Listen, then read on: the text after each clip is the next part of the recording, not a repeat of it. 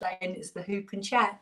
Right, let's make sure we've got everything on. Yeah, we've got all the 3 phones on. Right, Instacrew, I hope today isn't going to keep dipping in and dipping out. I'm not sure if it's because I've got 3 things going on at once and the Instagram can't hold the signal. I'm not sure, but let's see. Right, are you ready? So it's Thrilling Thursday. It's Throwback Thursday. If you use Throwback Thursday to put your pictures up on socials, please tag me in them. I love seeing people's old photos. I absolutely flipping adore it. I haven't decided what I'm posting yet today, but I'll do that shortly. So yeah, Throwback Thursday on socials to see your old pictures are just great. Do you know what? In one way, I wish that we'd had mobile phones when I was a lot younger. And another one, I'm really glad we didn't, because I had some serious fashion faux pas. But you know, like, do you know what I mean? You know, we take the pictures when we're going out, and it's so easy on your mobile, isn't it? I've always loved photos. I don't know about you. I've got photos. You might be able to see. I've got photos up over there in the hall down to my bathroom. I've got some like photos up.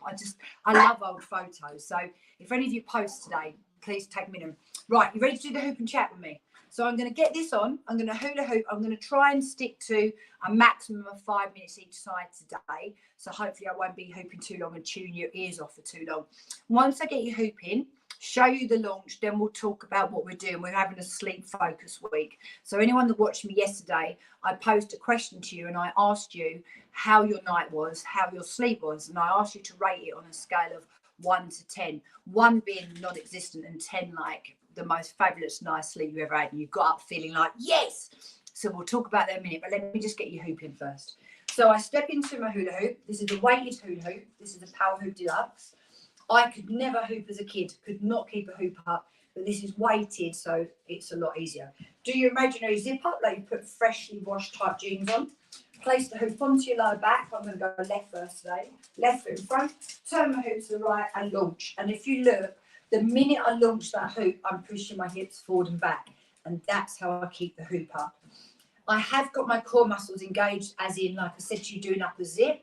And that's something really important. Even if you take nothing else from today, think about that's how you wake up your core muscles. When people say engage their core or brace, and people brace, you push down on your pelvic floor. So that's quite negative.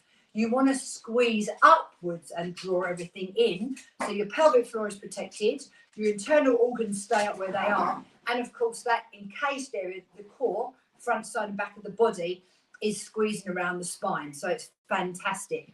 When I'm hooping, the momentum of me pushing my hips forward and back, and then the weight of this hoop, I'd like to say it's gently massaging my stomach, but basically it's going bang, bang, bang, bang, bang. So my core muscles sort of do wake up.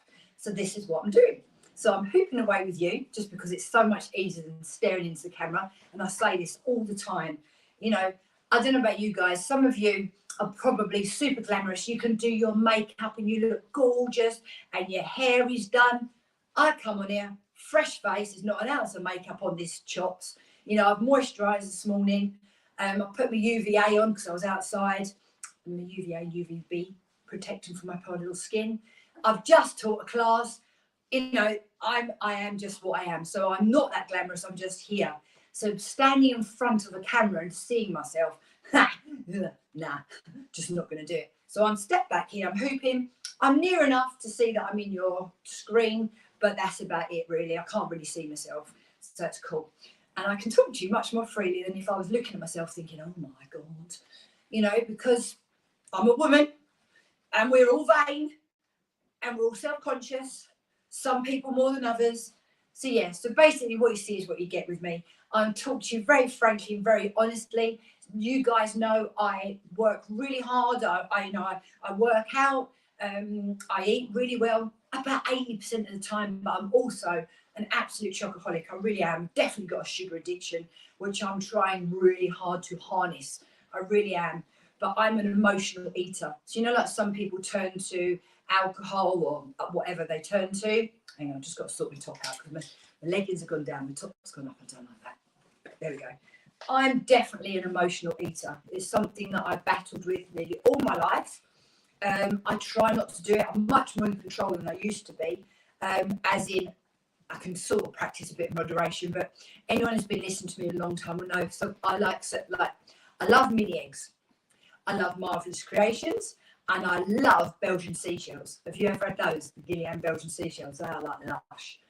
I used to really love Ferrero Rocher, but I actually overdosed on them. Like a whole box once was sick. So yeah, that weren't good. So I don't eat those anymore. Oh, and I do that after 8.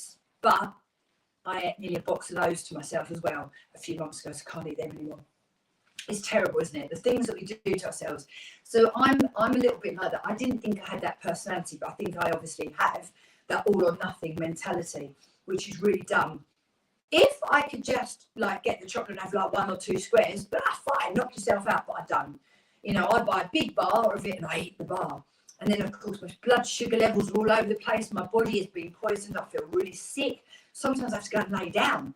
Honestly. So you'd think, wouldn't you, why would you do that to yourself, Emma? But I don't know. I still do.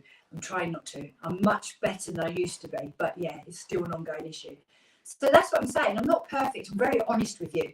But because my eating is 80% of the time, it's good. As in, when I say good, I mean I'm eating nutrient-dense food. That's what I mean by good. I'm not going to say clean and dirty, because there isn't clean and dirty. But there is a difference between actual food and processed food. And that's the key here. It's trying to eat as much real food or natural food as you can. And even that now, it's really hard, isn't it? Because everything is overproduced, you know, everything's sprayed with this, that, or the others. God knows what goes into our animals. But obviously, that's a minefield. If we started thinking about it too deeply, we would never know what to eliminate or drink. So the way I look at it is, if I do my best to eat, you know, lots of veggies, I prioritise my protein, you know, I don't miss out food groups. I just try and have a really good balance with my food and avoid processed food as much as I can, because processed food is addictive. As I've just said to you about the chocolate and everything, because obviously that's not real, is it? You can't go out and catch it or pick it. It's not grown in the floor. You know, it is a processed thing. It's not a natural thing, is it, chocolate? However great it tastes. It's not. So when you think about it, that's why that's highly addictive, because all the sugars, your brain goes, oh, yeah, let's have some more of that. You get a blood sugar spike. You feel like, yeah. And then you get a massive, massive drop. And that's where the problems are. So, yeah. So basically, if we just ate, you know, nice, normal, real food, we'd all be fine. But we don't. So it's trying to find a balance. Oh, that was a mouthful, wasn't it? So yeah, so I think what I was trying to say to you is, when I'm talking to you, you get a very honest approach. You know, I am a woman. I'm 52. I'm very almost 53. I went through terrible perimenopause, bloody awful. Even though I ate really well and exercised, you know, sometimes you just have a bad one. So I've kind of learned a lot more now about how to look after myself more, and it's made me a better trainer for my clients, because I've gone through quite a lot of rubbish, so they don't have to. So there's always a positive in every situation. Or that's how I look at it anyway. Right. Oh, God, I've been hooping ages. I'm going to go the other way now, right? So I'm going to stop, catch the hoop, put my top back down, go the other side. You must always hoop both sides. You know, the biggest thing I get is I get two comments about hooping. Number one is, I can't keep the hoop up, and that's like practice. Honestly, it's just, I was terrible when I first started, absolute nightmare. And the second one is, I can only hoop one side. You've got to hoop both sides, otherwise you end up bent over like a banana, and that's not good. You don't want that imbalance in your body. Most of us are a little bit, our body is unbalanced internally because we're full of inflammation, but externally, when you look at yourself, if you ever stood square on in the mirror, look at your shoulders and see if they're level. Normally you'll find one shoulder's higher than the other, and if you look at your hips, normally that as well. So we don't want to make more sort of out of alignment by hooping on one side. Right, so yesterday we're having a weekly focus, okay? Wellness Wednesday will be the day I will have a big chat with you, and we will focus on something specific. So all this week, from Wednesday to next Wednesday, is about sleep, and we're talking about how your sleep is. And that's kind of right on the top of my list at the moment, because I nailed it. I finally got a really good sleep routine, and I started sleeping much, much better. I do quite often have to get up for 1 wee in the night, which is really annoying. But if I have a good night, sometimes I can go right until 5 o'clock in the morning before it has to happen. Excuse me. But unfortunately, the last few nights, I just haven't slept well. So I've got up feeling like a pile of poo. I haven't got out of bed like, yeah, here we go, seize the day, I'm full of energy. Nope. I've got up thinking, oh, God. you know, and I don't know about you, it's a new year and everyone's like, Happy New Year. And you're like, you don't want to be mouldy. But on the other hand, I was talking about this yesterday as well, puts you under a lot of pressure, isn't it? New year, new you, happy, full of energy. And sometimes you're not. And you're like, but a good night's sleep makes all the difference. So we're talking about all this week, our sleep, rating our sleep on a scale of 1 to 10. I have to say, unfortunately, last 2 nights have been about 5. Not sure why. I stopped eating. I closed the kitchen. I didn't do any nighttime nibbling. I left it about 3 hours from eating. No, actually, it was only 2 hours last night. I only left it 2 hours from my last thing I ate until I went to sleep. I read for an hour before bed, so I didn't have any screen time. So I was trying to minimise the amount of blue light that was going into my eyes and stimulating my brain. I had a nice cool bedroom like I always do. I had my chamomile tea and took my magnesium tablets. So I did all of that, but I have got a lot going through my mind. So I probably should have done journaling before bed. So these are just little things I'm talking to you about that will make a lot of difference. But I need you guys to talk to me and tell me how you're doing. You know, was your sleep fan-flipping-tastic? I really hope it was. That'd be great. If you get a good night of restorative sleep, everything feels better. Life feels better. You cope better. And normally your cravings are much more under control. When you're sort of craving certain foods, it's a number of things. The top 3 things are you're really tired and your body's just trying to find a quick energy boost. And unfortunately, you often go for the ones that aren't good. So that's number 1. Number 2 is you're dehydrated. You need to drink more water, not tea or coffee or Pepsi or any fizz or anything. Just water would be great. Or herbal tea is really good. Or the other one is it's habit. So it's normally you're tired, dehydrated, or it's just habit. You know, like people used to have like 11s, cup of tea and biscuits at 11 or in the afternoon. Everyone has a danger zone. My danger zone is the afternoon. If I sit down and relax around about 3 o'clock, that's my danger time. That's when I really normally crave something sweet. So you need to kind of look at your behaviours and work out what it is, why. And if you're going to watch me go, Emma, I just want it, so I'm eating it, it doesn't matter. Of course you can. You can do what you want. But you've got to kind of look at, when we're putting all this stuff into our bodies, this is serious, by the way. You've got to look at, is it bringing something good to you? Like your car. There's a good way of doing it. Say you're filling up your car. You fill up your car with petrol or diesel, unless you've got an electric car, obviously.